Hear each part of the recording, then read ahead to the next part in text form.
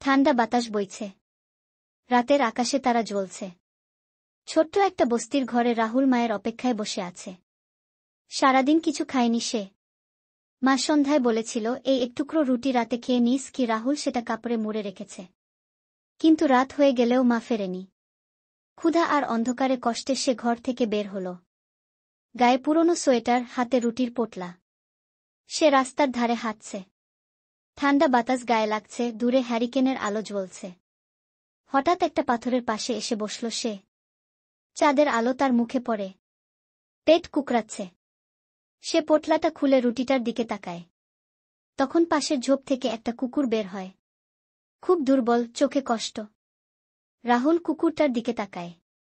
কুকুরটা তাকিয়ে আছে রুটির দিকে। রাহুল থমকে যায়। তারপর ধীরে রুটিটা ভেঙে অর্ধেক কুকুরটার সামনে রাখে। বলে, তুইও ক্ষুধার্ত, চল ভাগ করে খাই। কুকুরটা ধীরে খেতে শুরু করে। রাহুলও নিজের ভাগ খায়। দুজনেই খেতে খেতে চোখে প্রশান্তি।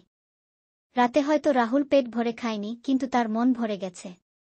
সেই একটুকরো রুটি তাকে শিখিয়েছে, ভালোবাসা মানে শুধু নিজের কথা ভাবা নয়, কারো মুখে হাসি ফোটানোও ভালোবাসা।